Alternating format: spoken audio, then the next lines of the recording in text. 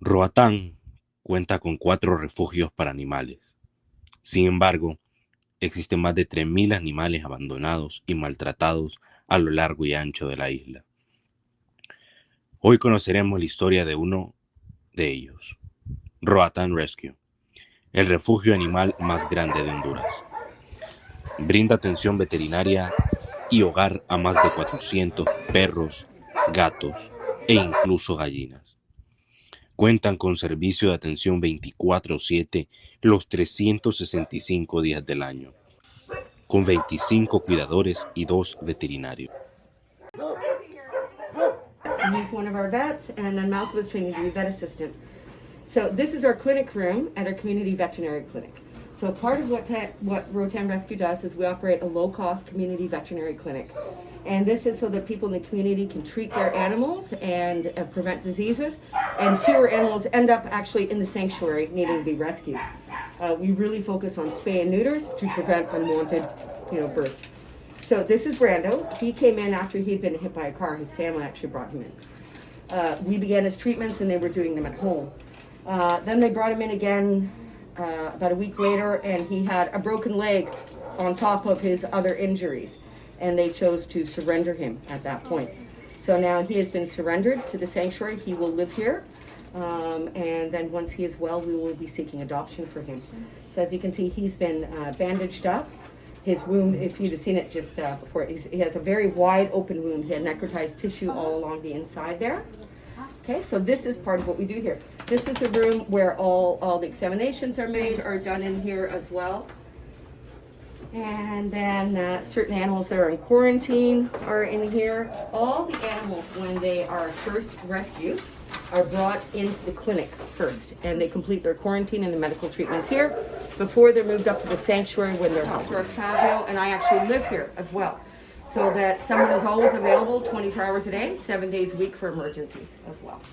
We brought in last week from down by McCaw Center, a little puppy suffering from cachexia, from severe malnutrition, blood parasites, skin diseases, asthma, etc. You can see he doesn't have a lot of fur. He is getting better. Then this is Titus. He was brought in. He's a stray. Separate kennels is because all new animals have to be quarantined when they first come in for a minimum of 2 weeks. And then depending on any prevalent diseases we see, they're quarantined for longer.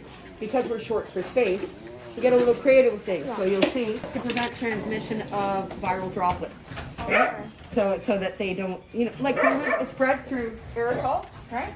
A lot of animals get too excited because he's had amputation. Okay. Hi, baby. Oh, I know. So we try to keep him as still as possible. He's got the cone on, so he doesn't choose. This loss is actually also there to limit his movement. Sometimes we'll put a leash to keep him lying down because we can't let that incision out. And unfortunately, he doesn't understand, right? He wants to jump around and play, but we need to protect his health. So, you get creative. Las pequeñas vendas que rodean su torso fueron puestas para prevenir que se abran sus puntos y crear un problema más grande.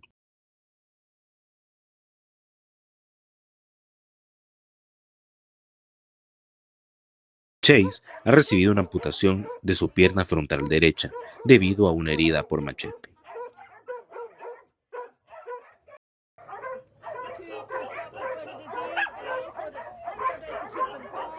Hi, babies. Hi, babies. All the animals that are...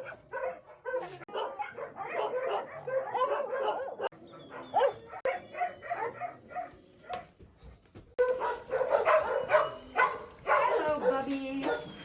I have Wilson here.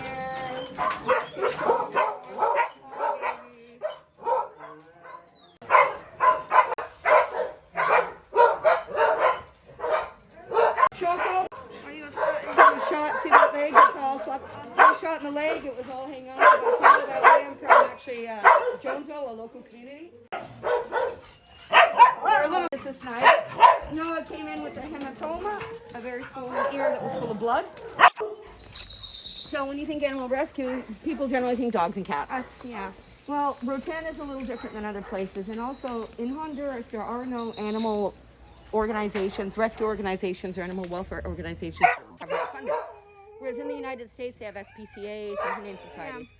Those are government-run organizations, and what they do is they collect up all the stray animals off the street. These are animals people don't want. It's a very cruel situation. And those animals are generally euthanized, sometimes in as quickly as 24 hours. In the United States, around 2 million dogs alone were euthanized last year. So instead, ONGs like Rotan Rescue, NGOs in English, sorry, non-governmental organizations like Rotan Rescue step up to try to fill that gap and try and end animal suffering and help people with learning how to maintain their animals and keep them healthy. So we also have rescue chickens because of that. COVID hit the island hard. Some people have needed to move or found themselves out of work, and people here have chickens and things. And so we've ended up with rescue chickens as well. The great thing about the chickens is you get breakfast for the veterinarian. So we get eggs.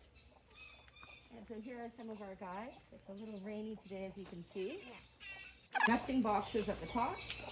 And we've also given them some dog houses, because some of them don't like to go up. You can see there's some eggs in there.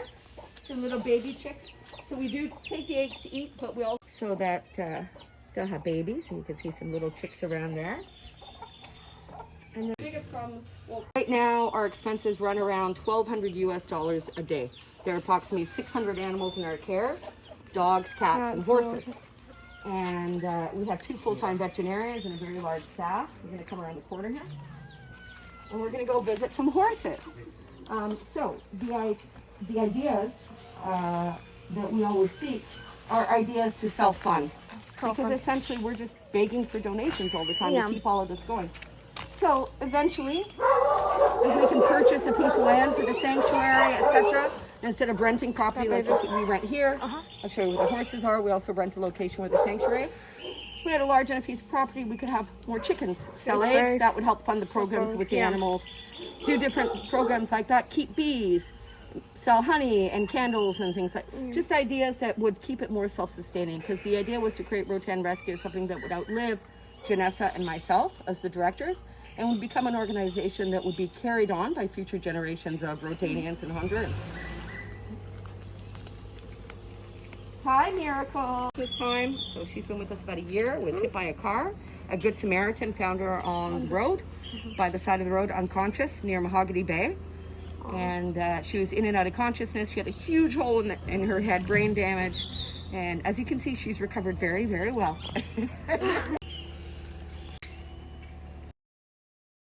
Her, one of our rescues, who is deaf and blind. She has regained some sight and hearing.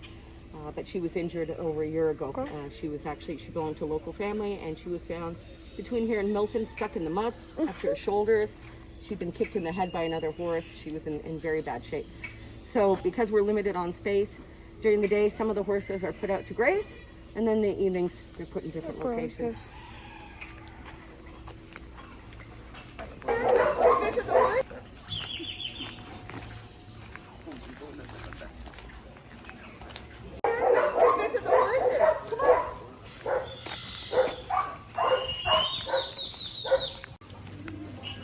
They're very welcoming and receptive to the work we do. They welcome the jobs that have been created as well, because, you know, as everyone knows, COVID hit the island economy very, very hard. And I mean, tourism's starting to come back, but it's still affecting people. Yeah.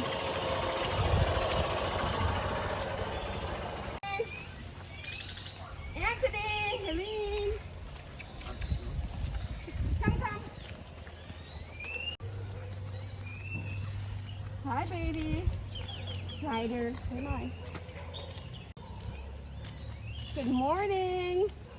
Se comen la cáscara también. ¿Me parece? Okay. No, don't worry, they won't bite you. Just break them in half and feed them. You go this way and go into Remy. It's really when Belle, she's our newest rescue. She was brought in about a month.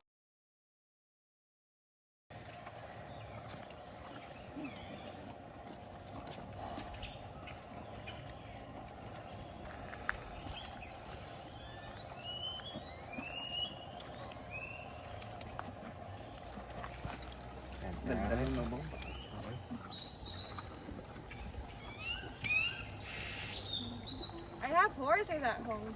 Ah, so you know how to do this.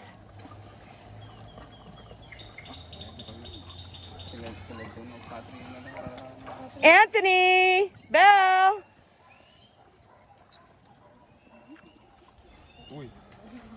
They won't bite you, don't worry. Try and save a couple for Anthony and Belle. Yeah. Eat all this over here. He has shoes on his feet. He came in with some really serious hoof issues. Previous old injuries to his ankles, etc., and his hooves. So he needs some special care. We're in the process of actually building a barn by the sanctuary because he shouldn't have wet feet. Well, none of them should have wet feet, but he especially because there's pre-existing issues.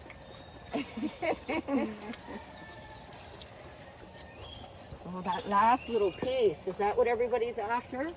Oh, I know. Oh. Hi, Charlie.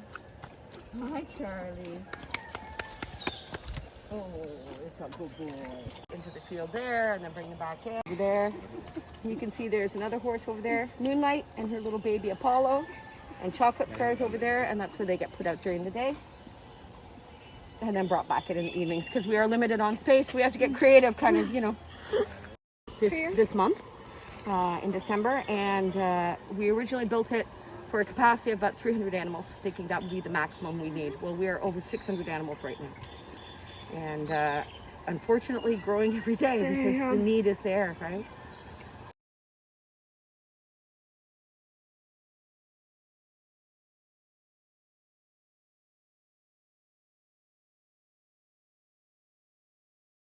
Largest cat and dog sanctuary in Honduras. Really? And we could easily double our size and triple it.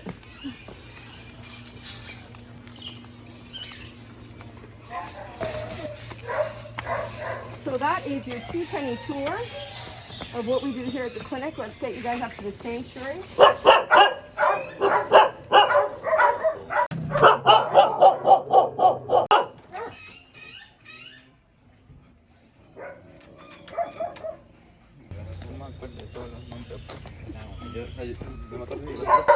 Project on a documentary school project on rescues on the island.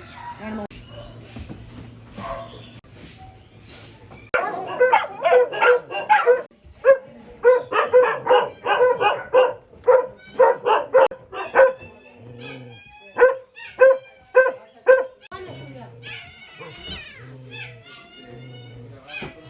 How many animals are there as of now? Right now, there are approximately 600 dogs, cats, horses, and chickens in our care. There are about 150 here in the clinic and animal hospital that are in treatment. And then you've seen the horses and chickens around, and the rest who are healthy once they pass their quarantine are up at the sanctuary. Okay. How did you come like with the idea of the sanctuary? There aren't government programs to take care of this sort of thing in Honduras. A lot of people who come to Rotan especially view it as an island paradise, and it is. But that doesn't mean it's a paradise for everyone. It is still a third world country, and there is definitely a lack of education and a great deal of poverty. And as I said, there just aren't the government programs for these sorts of things. So rather than complain, the thought was to actually be an agent of change and try and improve the situation. Like a little about the donations that you've received. In what way? Like how does the sanctuary? So we are registered as a 501(c) in the United States, okay, which is an American charitable organization. That allows us to fundraise, okay, our operations are here in Rotan, but the funds actually come from out of the country.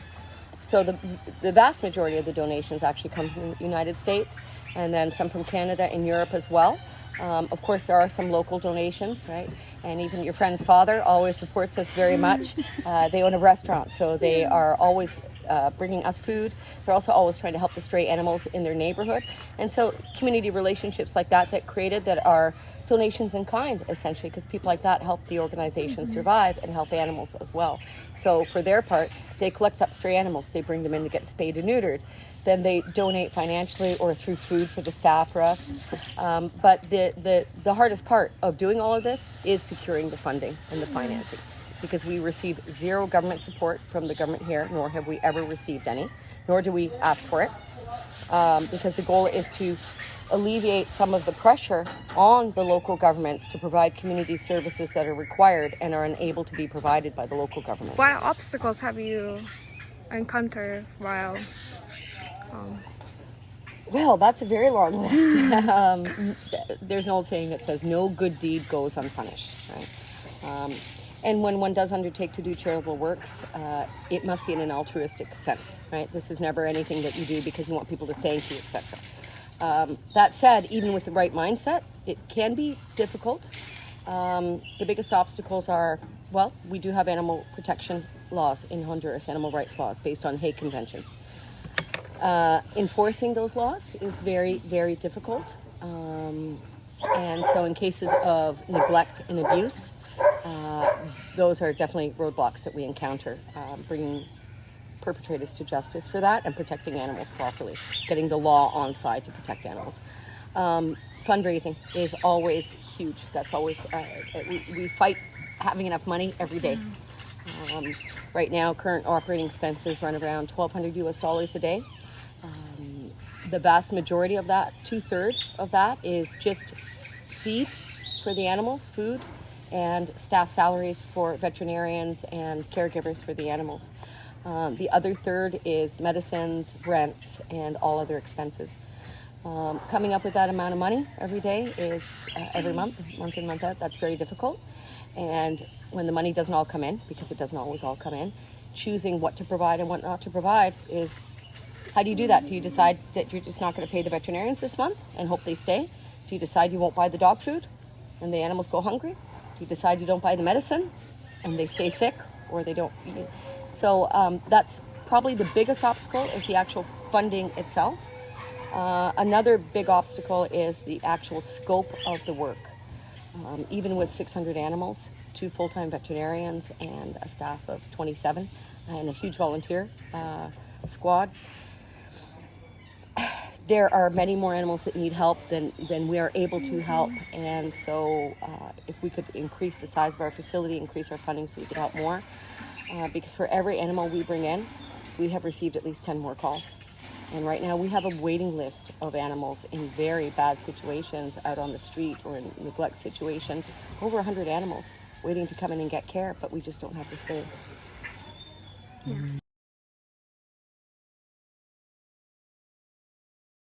Primeramente en el hospital por su tiempo de cuarentena y su tiempo de curación.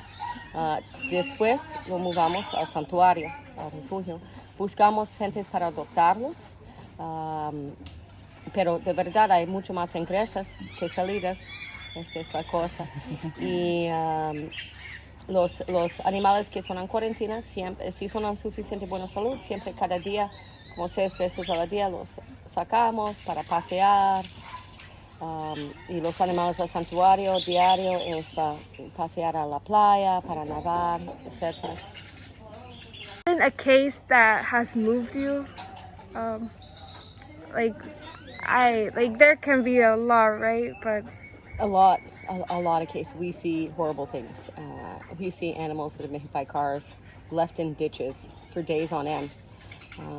People passing them by until finally someone calls us to come pick them up, where their bones are smashed to pieces in their legs, maggots crawling out of them.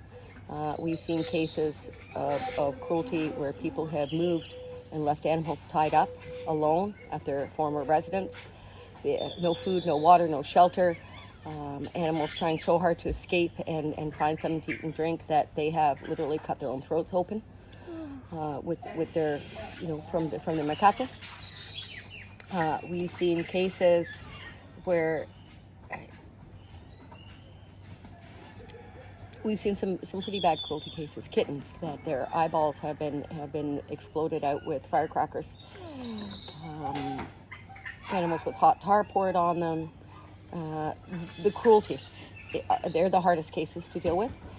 An accident is one thing and still creates a lot of pain, etc., but it was not intentional.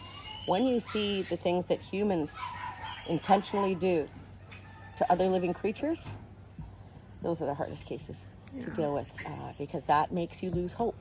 And to do something like this, you have to hope that people will get better, people will become more compassionate, people will care, that there is hope for our planet, that future generations will try to make the world a better place. And the cases especially of cruelty and negligence by children, they're the hardest to stomach, because it makes you feel like our world is lost. Those children will grow up to be the leaders of the future. And if they're already as children doing cruel things, you know, so they're the hardest. They're the ones that break you. But every day, at least for me, the first thing I remind myself as soon as I wake up is that I thank God for the opportunity to be of service, for the opportunity to actually be a part of the change and make a positive impact. And that keeps you going. Instead of just like, oh, why so much and da-da-da, and it'll never end. You have to remind yourself that at least you have the opportunity to do something about it. And you know, you keep your expectations low on what can be accomplished. There's what we want to accomplish. The mission statement of our organization is to end animal suffering on the island of Roatan. That's a tall order. So one animal at a time, 4 paws at a time, we try to make a little difference every day.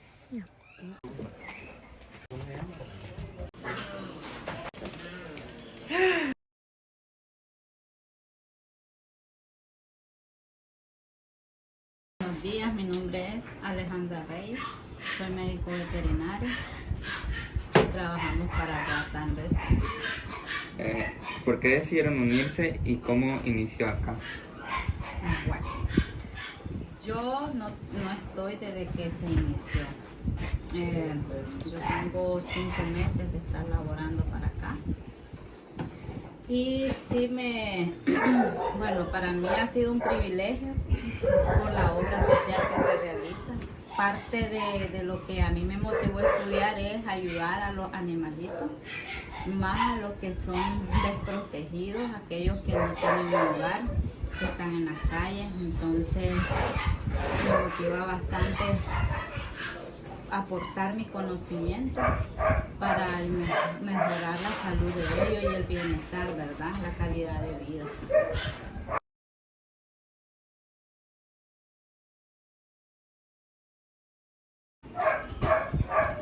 Creo que todas son bastante difíciles, pero más cuando te presentan un caso, cuando el paciente ya está en un estado bien crítico. Pero la más difícil es cuando hay casos de moquillo, de distemper, que pudiendo prevenir esa enfermedad, lo someten a traumas grandes, porque las secuelas cuando se llegan a recuperar son bien difíciles, porque como son del sistema neurológico, sistema nervioso central, o ver cuando están muriendo por esa enfermedad. ¿Qué recomienda para detectar el mosquito? Bueno, entonces cuando hablamos de mosquillo, lo principal es prevención, porque ya cuando nosotros queremos esperar síntomas es complicado, ya la enfermedad está instalada y ya el proceso es más difícil. Entonces, ¿cómo se previene? Con las secuencias de los protocolos de vacunación. Empezando desde el momento que uno va a despechar al animal, por lo menos lo más correcto es que ellos mamen 6 semanas o un mes, pero hay gente en criaderos que lo sacan antes, a los 21 o 25 días. Entonces ese tipo de mascotas deben de recibir su vacuna exactamente al mes, porque la inmunidad pasiva va bajando. Entonces hay que meterle una inmunidad activa, y la mejor vacuna, porque hay que ver también, hay muchos que vacunan, pero hay que ver la calidad. Hay unas que tienen antígenos muy cortos y producen una respuesta muy corta y se dejan días abiertos. La de Novivac, que es la pupi de pez, es la mejor. Esa es la primera que deberíamos de poner, de aplicar, y a los 21 días seguir sus refuerzos, los protocolos. Si nosotros tenemos conciencia de que las mascotas no son unos animales que los dejamos, ellos son perros, son gatos, no, son seres vivos que también se enferman, sienten igual que nosotros. Entonces, si nosotros manejamos adecuadamente todo lo que es la parte sanitaria, pues ellos van a crecer sanos, así como tenemos cuidado de los niños, de nuestros bebés, exactamente, así debemos de tener cuidado de las mascotas. Y concientizarnos que cuando adoptamos o adquirimos un animalito es parte de la familia, no es algo que lo vamos a tener como un objeto. Sentarse primero. Bueno, mucho gusto. Mi nombre es Octavio Ordóñez, ¿verdad? Soy médico veterinario de igual manera aquí de Animarrento. Yo sí tengo aproximadamente, yo soy el nuevo. Aproximadamente hoy voy a cumplir un mes de estar por acá. ¿Por qué decidió unirse y cómo inició? Ok. Bueno, de igual manera, yo había seguido la página. Y vi directamente el esfuerzo que hacían acá, que hacen acá a diario aquí en este proyecto. De igual manera, ¿verdad? Pues mi profesión también me trajo para acá. Mi profesión de ayudar, ¿verdad? Y poner mi granito de arena, ¿verdad? O sea, no me importa. Y en este mes que ha estado aquí, ¿cuál ha sido su experiencia más difícil? Bueno, a diario hay experiencias nuevas, porque usted sabe que es un ambiente donde aquí hay emergencias que no avisan. Entonces, más que todo ¿cómo le puedo decir? Es la atención periódica. Entonces eso implica hora de trabajo. Entonces, lleva también un poquito de cansancio, pero uno ya se va acostumbrando. ¿Vida permanente o viene así como o es de tierra, vida de tierra firme? Porque las Como no, aquí de igual manera aquí vivimos. Sí, por eso estamos en constante, aquí estamos nosotros ante cualquier emergencia que surja, sí, estamos por acá. Sí. ¿Ustedes están abiertos a tratar a los animales las 24 horas por si pasa alguna emergencia como a las 12? Claro, claro. Nosotros trabajamos 24/7, no tenemos un horario. Estamos prestos a eso. Sí, Okay. estamos prestos a eso. Hay la emergencia, sea interna como externa. Que, O si pasa que, como a las 12. que muchas personas tienen animales pero no los tienen en condiciones infrahumanas. En condiciones infrahumanas, así es. Se han visto en condiciones que incluso yo he visto en mi corta experiencia, pues, he visto de que hay personas que consideran de que animal es una ficha más en la vida. Que incluso me acuerdo de una experiencia que una vez me dijo una señora, me preguntó, muchacho, me dice, ¿y cómo hago para que mi perro se engorde? Y le hice una pregunta, ¿y qué le doy de comer? Entonces me dice, en ocasiones le doy que mejorar, ¿verdad?, el trato del animal. Tiene que mejorar la dieta. Tiene que tener un mejor control sanitario. Tomando en cuenta estos consejos, usted puede ver mejoría en su nivel. Entonces, en el campo, en la zona rural, se ve bastante. Entonces, primero que todo es un trabajo arduo y difícil. They're happy about getting their medicine instead of fighting them, right? Yeah. It's all about what's best for the animal. Right? That's the goal. What is in the best interest of the animal?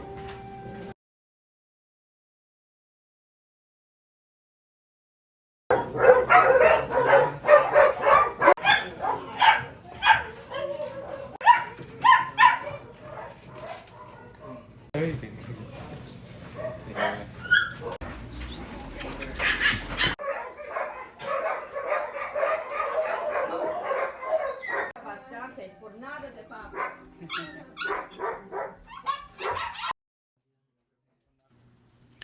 Conseguí este trabajo cuando vine a la isla en busca de una oportunidad y la señora Cintia me ayudó a conseguir ese trabajo.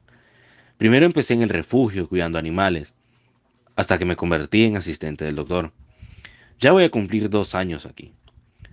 Todos los días aprendo algo nuevo y para mí todas las experiencias han sido difíciles, unas más que otras, pero hago todo lo posible para esforzarme y algún día ser como la doctora o el doctor. Years, and we always had 10, 15 dogs in the house. My daughters and I would just rescue who we could when we could. So those are my foster fails. The dogs that couldn't be adopted out that ended up being mine. Okay, now. Iris va Vázquez, tengo aquí casi 10 meses de estar trabajando. Cuando yo llegué aquí, yo no quería mucho los animales, ¿saben? Pero uno aquí, con el tiempo, uno aprende a quererlos. Incluso en mi casa no me gustaban los animales, porque decía que hay mucho sucio y todo eso. Y ahora yo aprendí a quererlos y les sé bastante el nombre de varios, porque son como 200 a 300 perros. Mi primera vez trabajé en el refugio. En el refugio hay muchos más animales. Y hay diferentes, hay unos que son tan sanos, hay otros enfermos. Y uno aprende a querer los animales estando en el lugar ya, porque lidiar con ellos todos los días y yo los aprendí a querer. Incluso aquí en la doctora hay 3 animales que yo me acuesto ahí en la cama, ellos me besan, me abrazan, y yo me siento bien. Y ahora en mi hogar tengo un gato, un perrito, y los he aprendido a amar. Y uno aquí aprende a amarlos. Eso es el número 1 para trabajar aquí, que uno tiene que querer los animales. Y yo me siento bien, yo les cocino sus comidas a ellos, a los animales, les hago su carne, sus cosas, les limpio. Y me siento bien estar aquí y no sé hasta cuándo voy a estar aquí, pero es una experiencia bonita. Porque uno aprende a querer los animales, porque cuando uno está afuera uno no sabe nada de este mundo, pero ya entrando aquí es diferente. Yo ahora ya miro un animal allá que está golpeado o algo, yo vengo y trato de traerlo aquí, porque aquí le dan ayuda para que los animales son el número 1, no importamos nosotros, sino que ellos. Es la regla número 1 de aquí, que uno tiene que primero los animales y después las personas.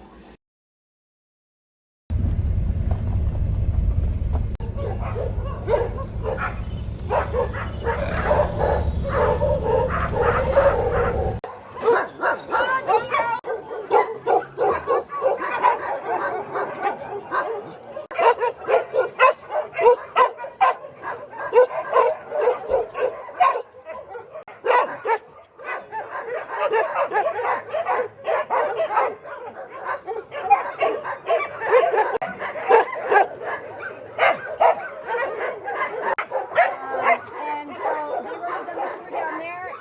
Wilson will show you around. And then if you guys want to chat about anything else, feel free to come back down to the clinic. Okay, we can go over anything else. Vanessa will be here as well. She's my co-director. And we do want to just head home this road, straight back up to the main road. And of course, we go right to go west. Okay? Thank you. Nice to meet you all. Like 250 dogs, like 120 cats. So my job, I'm the El santuario cuenta con 350 perros y 120 gatos. El trabajo de Wilson es asegurarse de que los perros estén bien cuidados, alimentados y asegurarse de que los comportamientos sean correctos. Wilson nos empezará mostrando los gatos que no han sido esterilizados, porque están muy jóvenes. La siguiente sesión, todos han sido esterilizados y puestos para adopción. Solo en esta sección tenemos unos 60 gatos. Los perros están en corrales, dependiendo de la personalidad de cada uno.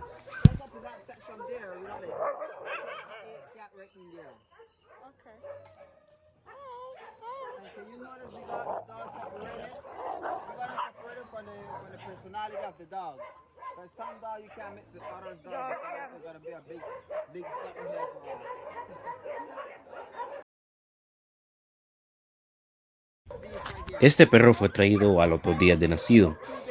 Había decidido la familia abandonarlo, y ahora es un perro grande y saludable.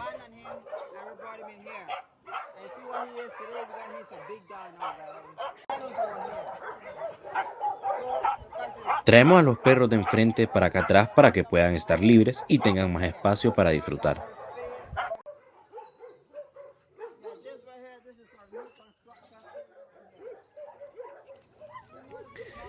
Esta es nuestra nueva construcción.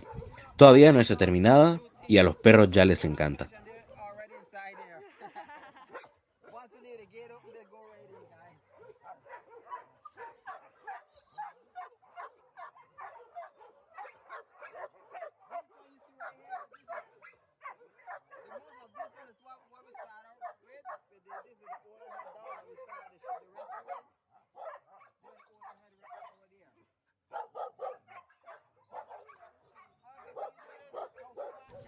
Todos los perros están sanos y bien alimentados.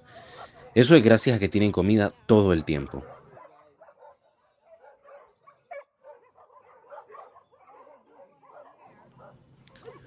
Estos están un poco más separados porque su comportamiento es poco amigable.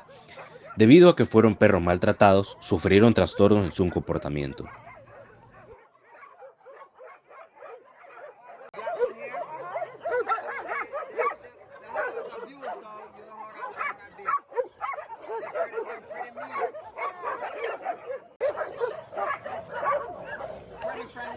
Todos estos perros que pueden ver aquí son más amigables y la mayoría están desde cachorros.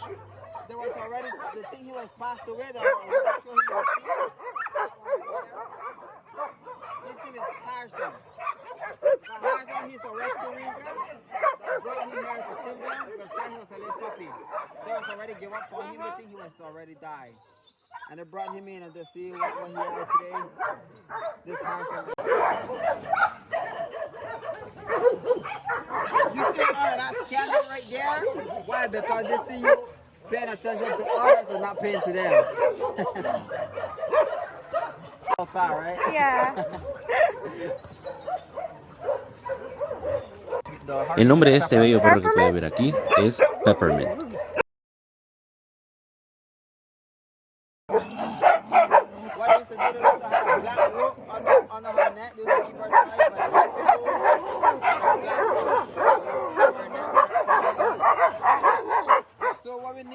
We name her Justice. Justice? That's Justice right there. She's a very nice and sweet dog. And really love the attention.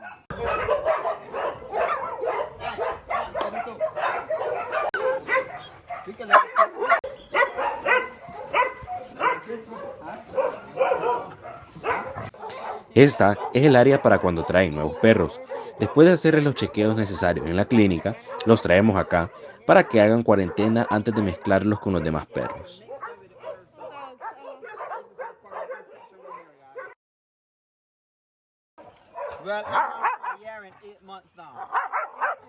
Desde la pandemia, mi pasión fueron los animales y decidí venir acá. Fue una buena decisión, porque así aprendo un montón sobre los perros y todos los días tenemos nuevas historias y nuevas anécdotas que contar.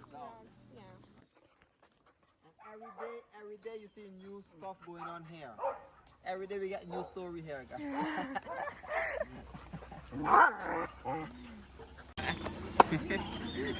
Estamos en proceso de hacer otro canil para gatos. Estamos en proceso ahorita. Entre la otra semana ya vamos a empezar. Rotten Rescue es una fundación sin fines de lucro. Se sustenta gracias a las donaciones de las personas y extranjeros que llegan a la isla. Para contactarlos pueden escribirles al número de WhatsApp 3345 0684. También pueden encontrarlo en redes sociales, en Facebook y en Instagram como Roatan Rescue. También pueden contactarlos mediante su página www.roatanrescue.com, así como también en su correo electrónico roatanrescue@gmail.com. También recuerden, pueden hacer donaciones a través de PayPal y Venmo, cuyos links se los encontrarán en su página de Instagram.